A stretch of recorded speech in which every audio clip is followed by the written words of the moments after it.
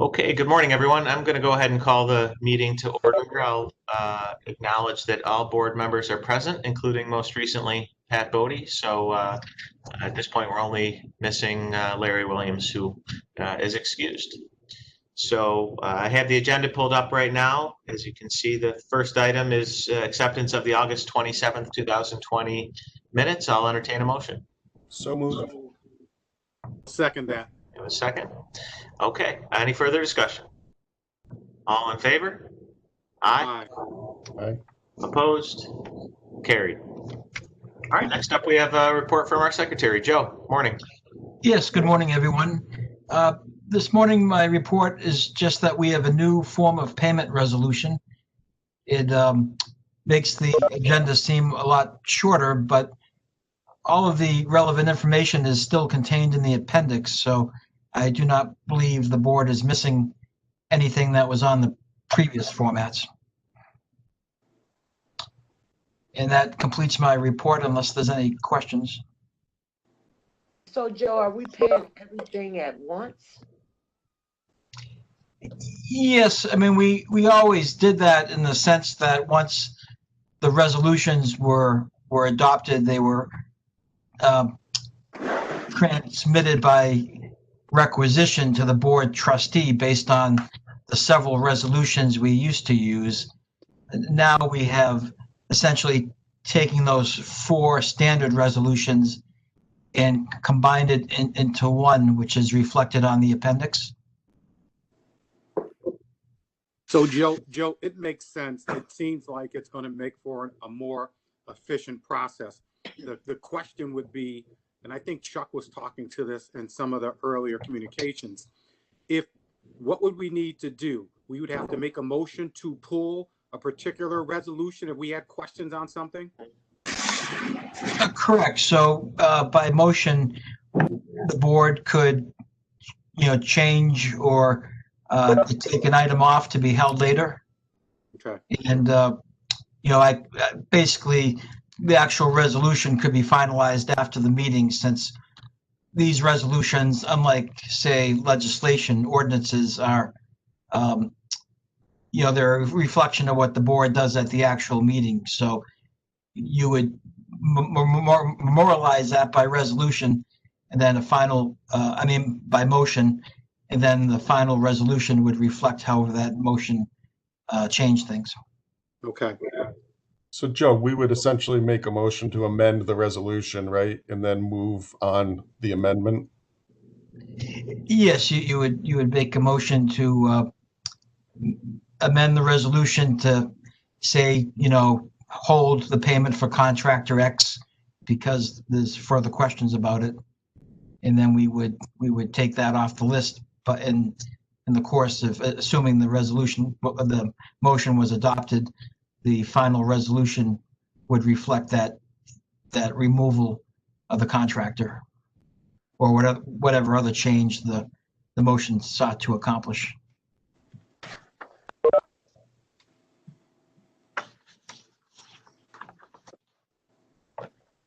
So it's not designed to lock you in on having to pay them all at once. We would have had the same flexibility with the 2 tranche resolutions that we used to do. It's just that now it's on one appendix, and the ICO and the PM are added in as well. Joe, this is Pat Bodie. Would we be able to, if we had a concern before the meeting, would we be able to call you and ask you to remove it from that, so we wouldn't have, and then you remove it and then we discuss it during the meeting? Yes, I'm actually glad you mentioned that, Pat. Just from a procedural point of view, that would be easier if we had a heads up about a concern. That way the resolution could be initially prepared with that in mind, and then based upon the meeting, if the issue was resolved, we could by motion add it back in, which in some ways is easier than taking something out. So Joe, how many days ahead of time would you need to have someone express their concern for you to remove it? Oh, I could do it the day before. It's. Okay, thank you. but that's not a problem. Joe, this isn't really any different than what we've been doing with those larger tranche 1, tranche 2, and having an appendix. Correct. It's just a consolidated format. My inclination is we move forward on the revision, and if we run into a lot of problems and questions, we may have to revisit it. I agree. That sounds good to me. We can always change it in the future. Good. Any other questions for Joe? Joe, you're all set? Yes, thank you. Okay, thanks. All right, next up we have our program manager report. You see Chris is on here. Chris, do you want me to pull up the PowerPoint right now or the summary report? Oh, we can't hear you. You're not? There you go. Can you hear me now? We can. All right. The summary report would be great. I'm going to touch on a few things there, and then we'll jump into the PowerPoint slideshow. Okay, go ahead and get started. I'll work to get it up. So underneath on a regular report under procurement, bids and procurement, just wanted to mention the fact that we are bidding the Fowler interior package. Anticipate receiving bids on the 20th of October. We'll get moving forward on that following award and start work on that. So that's out there now. The concession storage building documents are being put together, and they're bidding that this fall as well. I just don't have a hard date yet. Bids. We'll keep you posted. In terms of Corcoran site package, we have a scope of work assembled, and again we anticipate bidding that in the first quarter of 2021. A site package had identified previously and weren't able to accomplish underneath the original bid. And then Nottingham, we have again scope of work package developed. This is additional work, predominantly work related to alternates that weren't taken, but now have realized capacity in the budget to do so. So we still do have a few things to bid. They're not large packages, comparatively speaking, but moving down the road with those.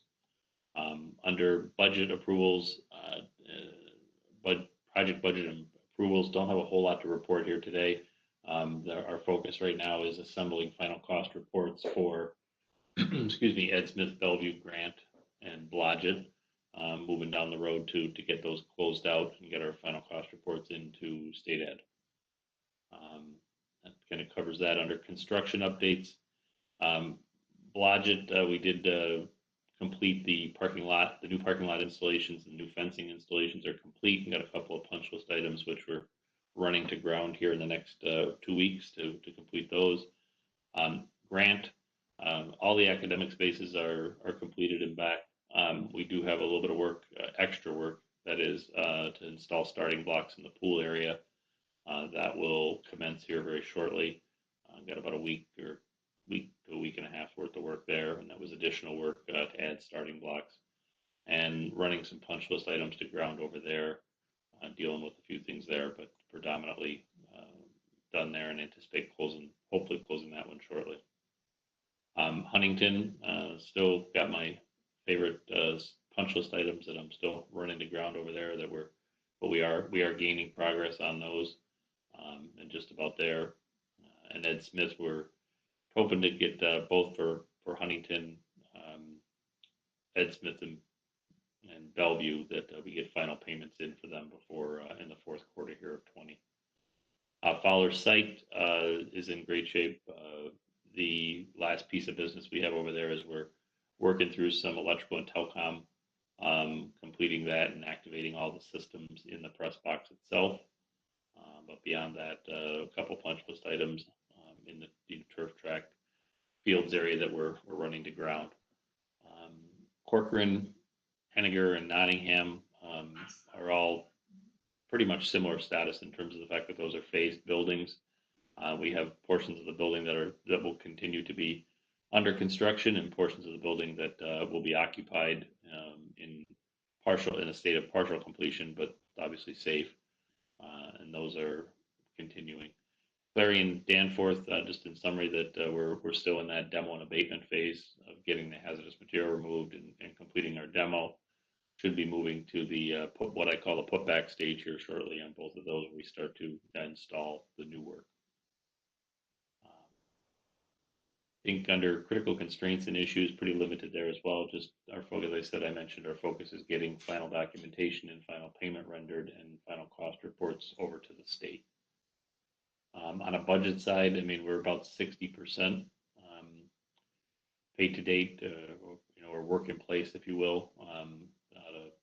About 100 and cost incurred today, roughly 180,000 out of the 300,000, so we're about 60% there. Any questions on anything on the report that you see? Hey, Chris, this is Chuck. Can you just clarify that Nottingham additional package is already in the existing budget? Yes, it won't be in terms of the building budget or in terms of the overall budget. It's included as part of our 300. Okay. Yeah. Thanks. Yep. Chris, I don't have anything, just a comment actually to the Joint School Construction Board, Mayor, to you, Jaime, and particularly you, Chris.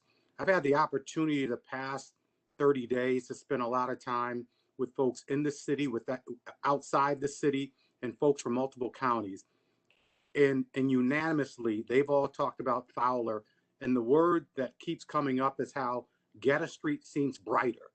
And I've driven by it hundreds of times, and Getta Street 100% seems brighter.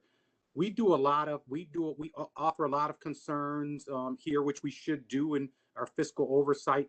But I think it's important to also, congratulate ourselves when we do a good job. And that Fowler project is a good job. So, to all concerned, great job. Chris, I'm looking at you specifically. That's just fantastic. I would just one final comment along those lines, Mayor and Superintendent. That project got a lot of eyes on it. I think we should do some of the same things, invite the press in on some of these buildings we're working on once they're done to see before and after. So, again, you look at the exterior, which is very important, but the interior is just as important, more important in a lot of instances. I just think we need to celebrate our successes when they occur. So I just wanted to offer those comments on people I've talked to throughout the community. Thank you. Appreciate that. Very much. We've heard a lot of the same.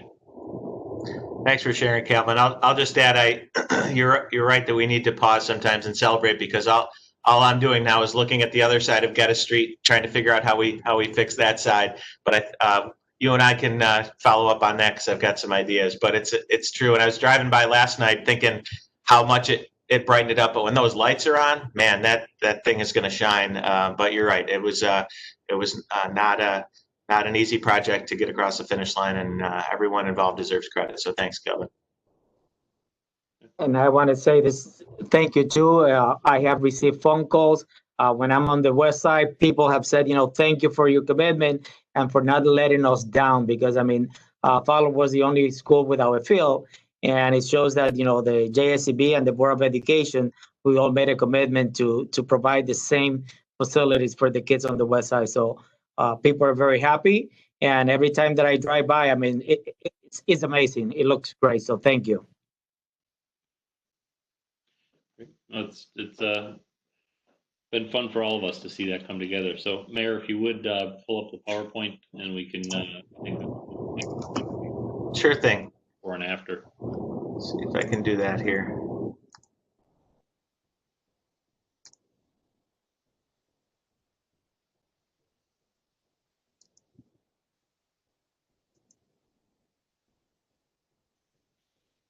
Perfect. As you're pulling that up, yeah, it's coming up now. We just take a moment to say that our Labor Day weekend, I'm happy to say, was a lot less stressful than last year. Completion of projects, we had a couple of bumps to where we were the previous year. But I appreciate the team's effort on that. It took a lot of folks, but it did come together at the end, and it was a much smoother transition than last year. So That said, you can go ahead and advance if you'd like to the first one. Wanted to share with you some before and afters because I think that's a powerful thing to be able to see where we were and where we've been. So the first one in there is Moving a little slow, so bear with me here. no worries.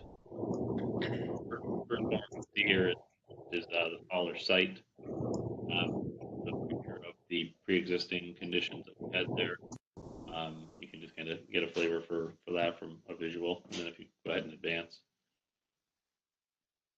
The next picture you're going to see that'll come up will be as we had stripped the field and removed the topsoil and the organic layer, and this was the start of our operation. If you remember, we drove up wooden piles as part of that stabilization system to stabilize the subsurface to accept the track. We drove, I think, about 1,600 of these that look like, for lack of a better term, telephone poles that we drove in to the site, and that was the beginning of that operation. At the same time, you can see in the very bottom of the picture, we had a trenching operation to relocate that combined sewer outfall that was running through the middle of the field to get that to the perimeter of the field, and that was a pretty significant undertaking as well. The digging and installation of that pipe. You can go ahead and advance. This one here again another shot of that relocation of that, and you can see work is continuing to advance. You can go ahead to the next one. This is after we had completed driving of the piles and we placed a concrete mat over probably 80+% of the field. Again, that was part of that stabilization. We essentially built a bridge over the top of that field because of the subsurface conditions that existed. We were worried about settlement, so it was quite an undertaking. Have not done one of these in my career where we build a concrete slab underneath our field, so it was a little bit different. I think it was a little bit different for most of the folks involved. You can go ahead and advance. The result, as you can see, is there. That's the installation of the turf, the track, the bleachers, and then you can advance once more and we'll capture a little bit greater image of including the tennis courts that are there. So yeah, it's a good feeling to see that come alive and to see that the result there. Any questions on Fowler? Okay, we can go ahead and advance to the next one. This is a shot at Grant, and I know that Grant has been in the works here for a couple of years, but just wanted to kind of give a before and after of that. This was one where we had a failing stone facade on the building. It was actually a precast facade that was on the existing building that, due to water infiltration and age, had just taken its toll on it. So we were able to reproduce precast elements to match the original facade that was there. Was pretty ornate, and we were able to reconstruct that. And the picture on the left was kind of in process of taking that down, and then we did some improvements to the backup wall. And then obviously the right photo is the after. You can advance to the next one. The front of the building, we did the same thing in terms of restoring that the existing precast elements that you see at the entrance. In addition to which, we brought the steps out further from the building and redid the front entrance, did new doors at the front entrance. And it's tough to see it, but on the left of that photo, there's an ADA accessible ramp that provides ADA access to the front of the building, which was not there previously. You can go ahead and advance. Inside of Grant, couple different areas that we did. We did an elevator, and we did some other stuff that, but I wanted to feature the library. This is the before and after of the entrance to the library, and you can see that's a much more welcoming entrance to that library. And if you advance to the next one, you can see what we did on the interiors. The existing is on the left. The before had removed the ceiling that was in there. This was previously a gym, so we removed the existing ceiling, exposed the structure above, improved the lighting. As a result, got some more natural light in there. Refinished the floors were previously carpet. Refinished the floors, and got some new furniture in there. So you can see it was a pretty significant improvement if you were there before and thereafter. nice element over there in the building. Beautiful. You can go ahead and advance the next one. The next building we're going to look at is over at Henniger. On the upper left is the before, with the rain garden and the canopy entrance there to the building. That was the before. The lower right is work in progress as we started the foundations and substructure work for that. You can advance to the next one. And this is, we're actually beyond this now, but this picture was as of, I think, last week. The structural steel is being erected for the addition that we're going to build there. The idea is that about a year from now, for next fall, what that does is that creates the swing space needed to continue the phased renovation inside of Henniger. So we'll move folks into that addition in as part of the phased renovation for the interior. So that one's advancing well. You can go ahead to the next. Henniger on the south side, south entrance there, that was the before where we were. If you jump to the next one, we get a nice after. So we've again pulled the steps away from the building a little bit, provided an ADA compliant ramp entrance that provides access to both of those entranceways. The railing, I did want to point out that you see there is a temporary railing. Excuse me, the railing along the leading edge of the ramp is temporary. Once the permanent railings come in, that will be replaced. So, but much improved, I think, in terms of access. Yeah, you can go ahead to the next one, Sven. Blodgett is our next. This was an existing condition of Blodgett. As you know, we extensive work on the exterior of this building in terms of the envelope of the building, replaced windows throughout, replaced doors, exterior doors throughout, did a tremendous amount of brick repointing on that building to keep the water out of joints and preserve and protect the exterior so that you can preserve and protect the interior. So you can go ahead and advance to the next one. And pretty significant difference on this one in terms of brightening it up. We cleaned all of the limestone elements on the building, and obviously the brick repointing, the new windows, the new entrance doors.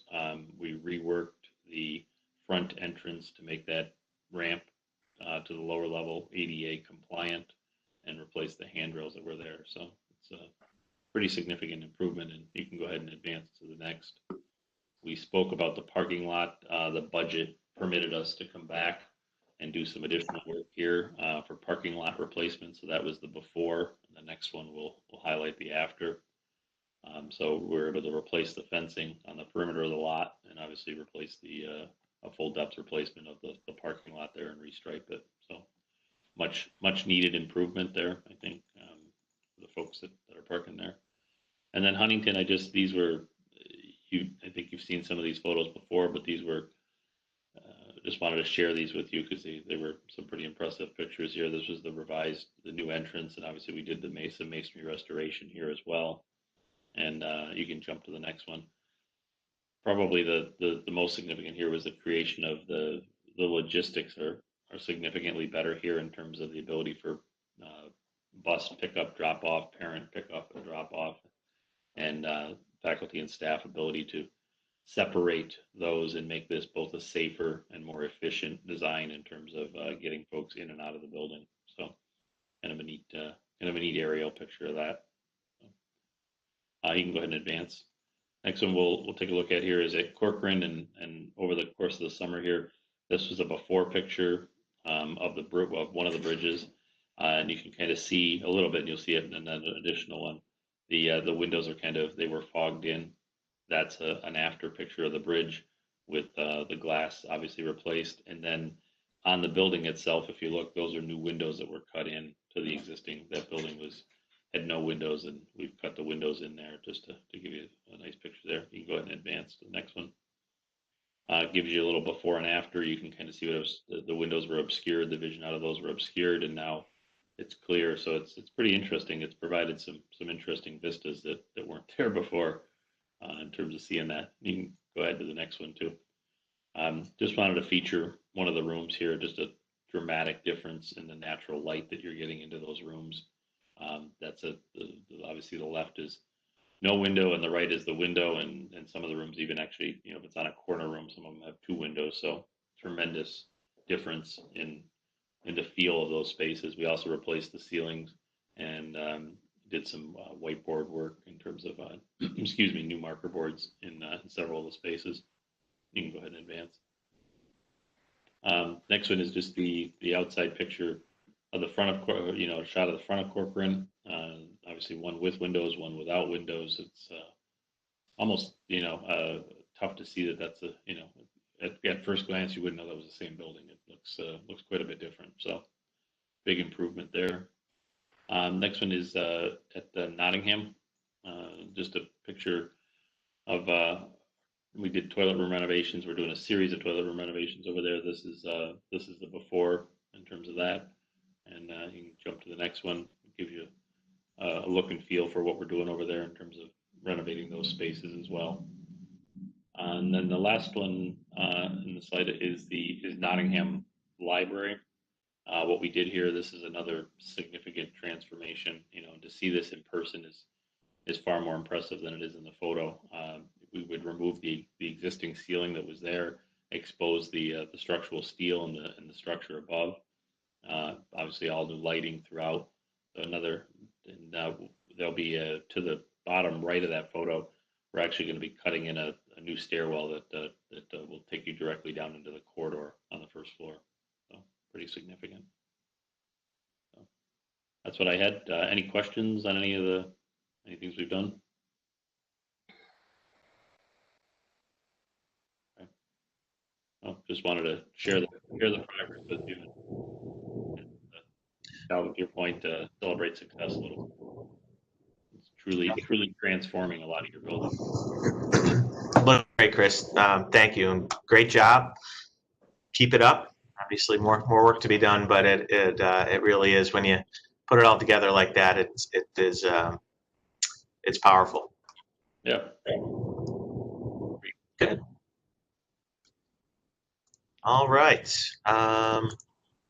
Bring the agenda back up here. Chris, anything else for your report?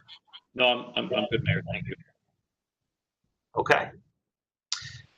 Then next up, we will go to our financial statements, and I'll try to bring those up now.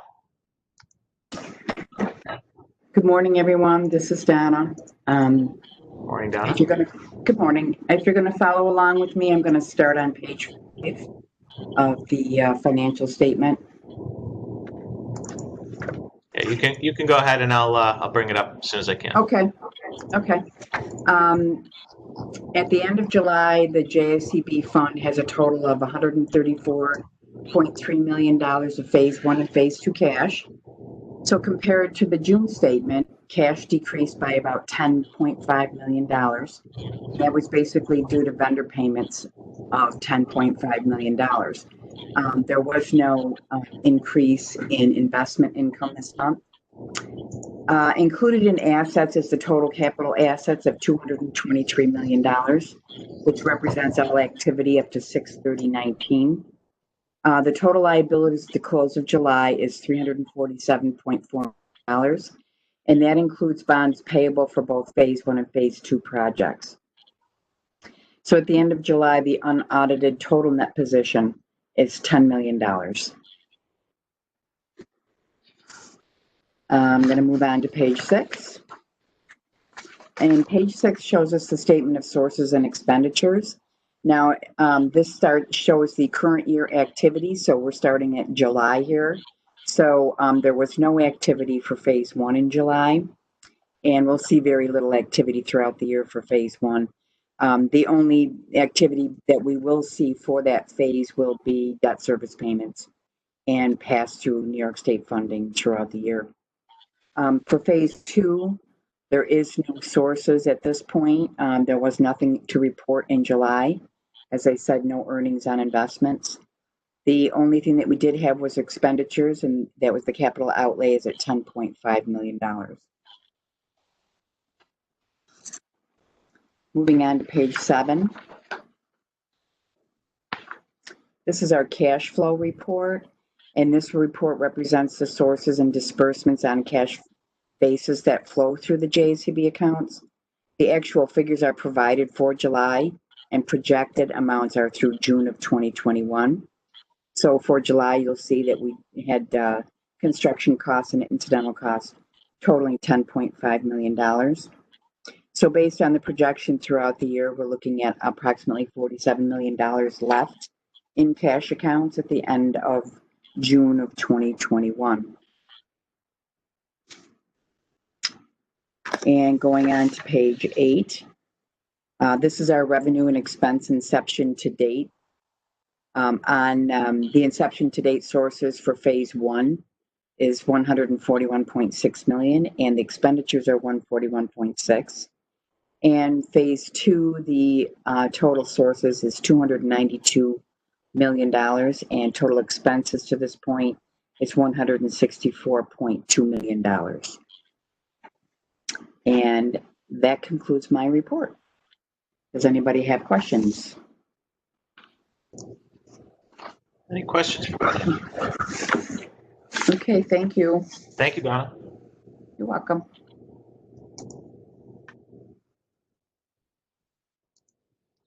Okay. It looks like we have a presentation now for on capital markets, or by capital markets, for our bond refunding. I saw Rick was on here.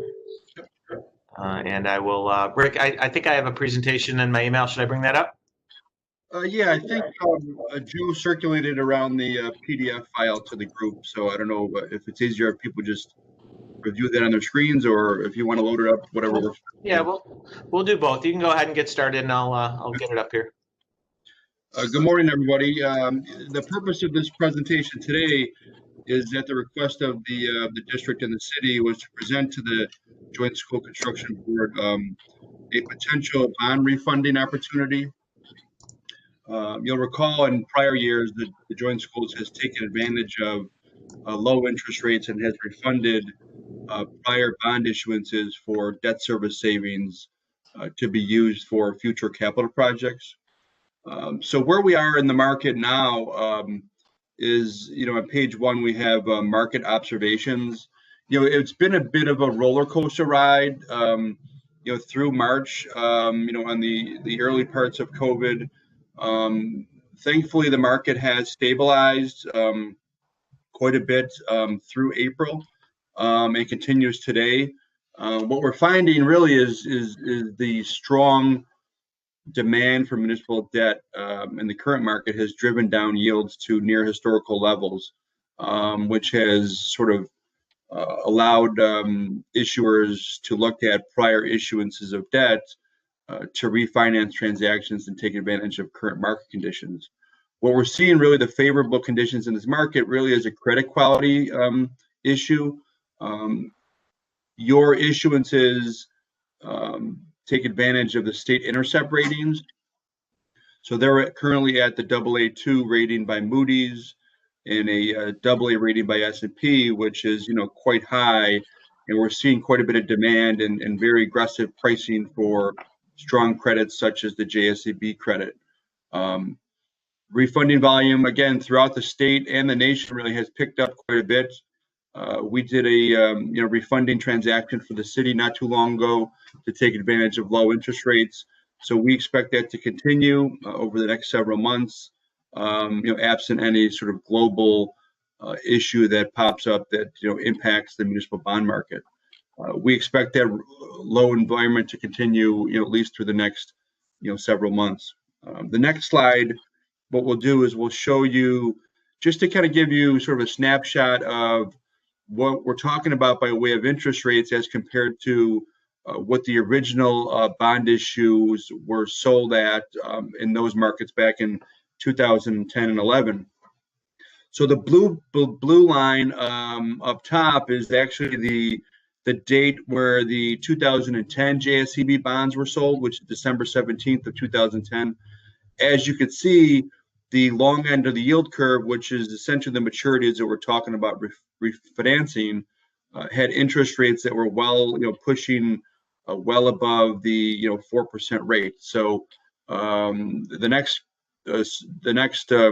line is the 2011 bond issue. Again, a little bit lower than 2010, but significantly higher than where we are in the current market, which is the lower blue line. The red line, just for reference purposes, was the market sort of turmoil that we experienced, in late March, early April, because of the COVID pandemic on the global financial markets. So you'll see sort of where we were back just not too long ago, back in late March, and where we are now today, significantly lower interest rates in the environment that we're in now, again, hovering around historical lows. So the idea here is to take advantage of currently low interest rates to generate debt service savings for the joint schools.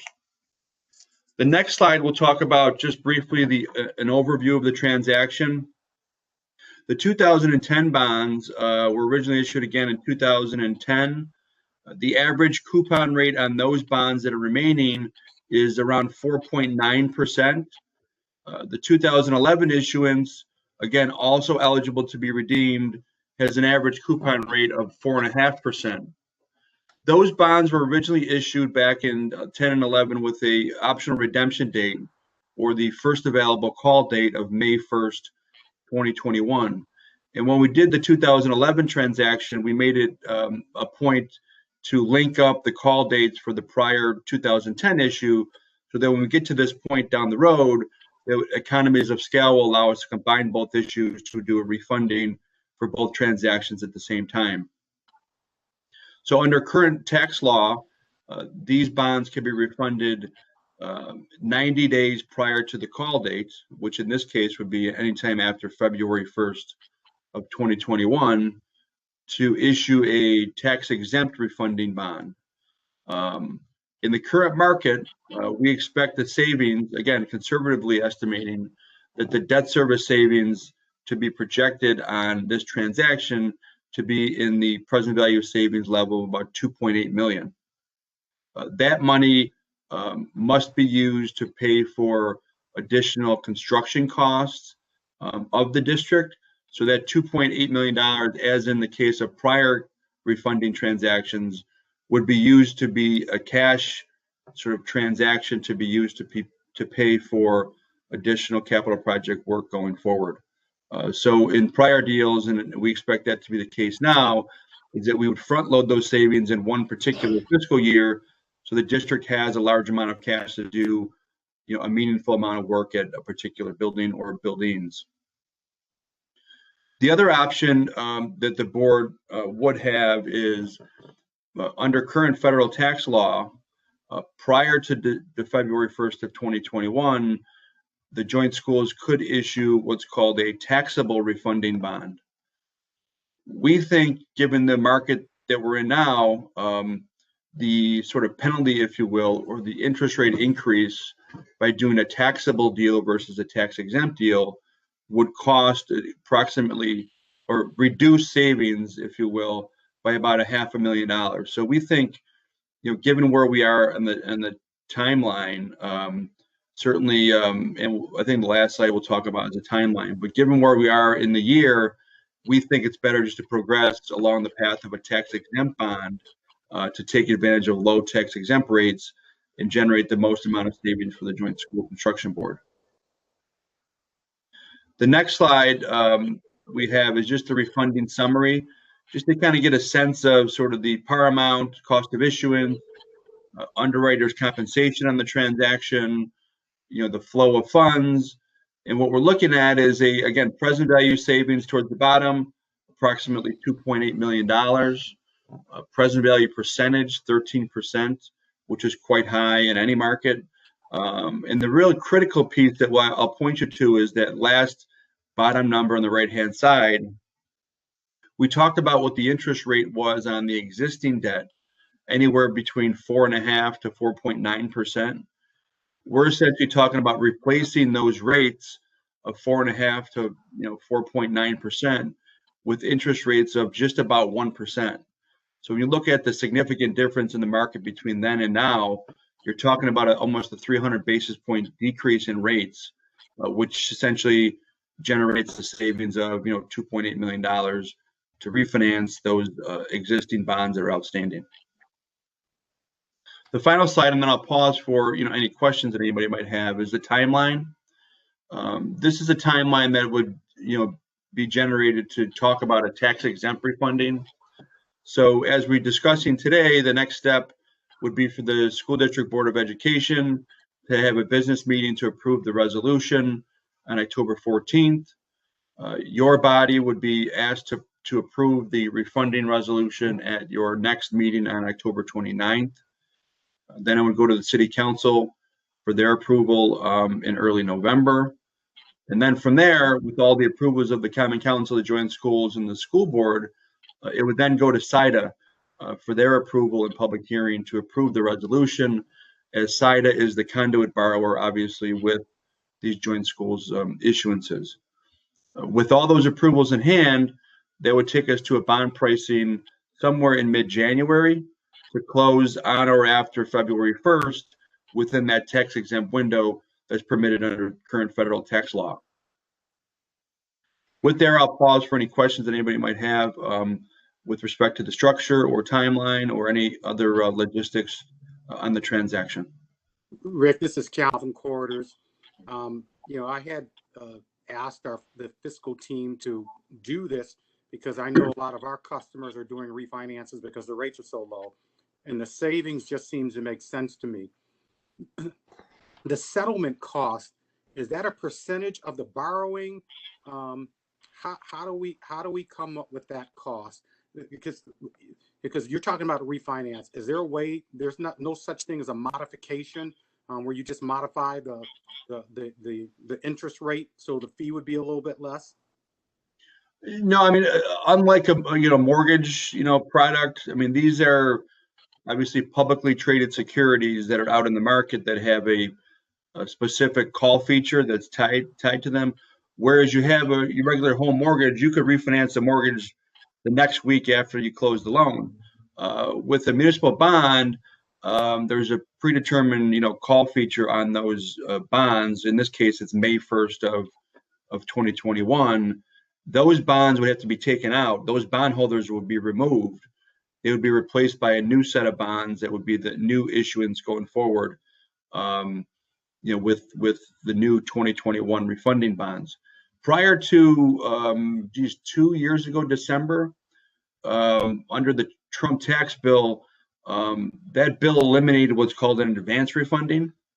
So we could have last year or early this year done what's called an advance refunding, which would be refund those bonds in advance of the 90 days on a tax exempt basis. Those monies will be held in an escrow account to be used to pay off those old bonds when they're redeemed. Unfortunately, that we're not allowed to do that under the current tax law. So we have to wait for that 90-day window to do a tax exempt refunding of the existing debt. Okay. Thank you. And when you talk about the fees that I laid out under the refunding summary, that's just an estimate, but what that includes is the CIDA fee, any fees by way of bond counsel, financial advisor, rating agencies. All of those transaction costs are factored into the deal. So that savings of 2.8 million is net of any expenses, not it's not on top of that.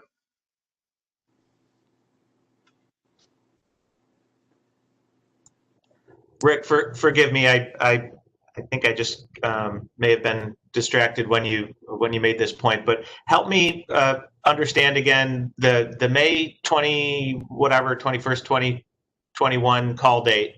Mm-hmm. Why are we able to do this before that point again? Can you just help me make that connection? So the bonds are currently callable beginning May 1 of 2021. Right. Under current federal tax law, you could refund those obligations within 90 days of that call date. That's the 90 day. February 1st of 21. So we can't do anything. If we did something now, Mayor, it would have to be done on a taxable basis. Yeah. Because it's outside that 90-day window. The 90-day window is what I was missing there. Thank you. You're welcome. So we think even if you wanted to do it on a taxable basis to move forward if there's any concerns the market's going to move away, given sort of the timeline of approvals we need in place. By the time we get the approvals in place, we're at that, near that window anyway. So I think just to progress with the timeline that we have and to do the transaction on a tax exempt basis would be the wise decision. Mayor, I have to run. I've got a 10 o'clock meeting. I would just add, I think this makes sense for us to do. If I could make a recommendation to the group that we move forward. The Fed has come out just this week talking about they're not going to change interest rates at least until 2021. They're going to keep them at zero. So long story short, investors are going to be looking for bonds. We're getting to a point, quite frankly, where financial institutions are going to pay you for the interest. So bonds are going to be an ideal vehicle for a lot of people because you can look at a CD, you're not going to make any money on those and you're paying taxes. So it's something I think we should definitely go forward with. Thanks, Calvin. Agreed. And Mr. Mayor, I have a 10 as well, but I'm going to stay on as long as I can. Okay, thanks. Well, we'll try to wrap up here. Any other questions for Rick? I think this makes perfect sense, and the timing is right to move forward. Good. So the consensus would be to start the project? I believe so. Yes, if it looks like the formal action wouldn't happen until October, but if you need a yes to get the process moving, I think you got it. Thank you. Thank you. Good. Okay. Let's see. I think at this point we're just down to resolutions. So Joe, I'm going to have you walk us through them. Yes, we have two resolutions today. Resolution number 66 would be our consolidated payment resolution as outlined with the appendix, making all the monthly payments to our JSCB contractors. Entertain a motion. So moved. Second. Any further discussion? All in favor? Aye. Opposed? Carried. Thank you. Resolution number 67 is an amendment to the PAC GC contract at Huntington to increase their contingency fee by $300,000 due to additional construction needed. Can we get additional information from Chris on what $1 million is? Right. I'm sorry, Chuck, can you repeat that? I said, can we get some clarification from Chris about what an additional $1 million is for? Well, it's 300,000. I'm sorry if I misspoke. The additional. So with the 300,000, it brings the total contingency cost up to 1.1 million. But is that monies that's already in the budget, so there's no new monies? I'll defer to Chris. I don't know if he's. Chris, you still with us? I am, sorry. No, it's no new monies to the project, and it's not increasing the building budget. It's just an allocation to enable us to increase their not to exceed amount to do additional work that we're doing over there. So it does not increase the building budget at this time. It's just we had set a not to exceed amount at the award of the contract, and we have to come back for permission to be able to increase that. Okay. Chris, obviously you've got something on your radar to increase this by 30%. Yeah, we've done additional work over there with abatement and ceiling replacement, PA system, and lights. So it was additional work that we were able to take on and wanted to take on. Okay, thank you. Mm-hmm.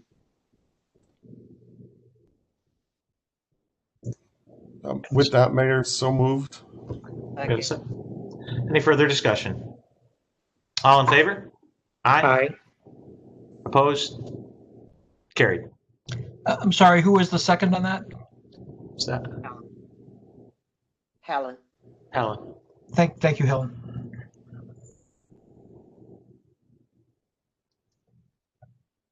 All right, Joe, any other business to come before the board? No, Mayor, that completes our resolutions for today. Okay. I will entertain a motion to adjourn. So move. Second? All in favor? Aye. Aye. Opposed? Meeting adjourned. Thanks, everybody.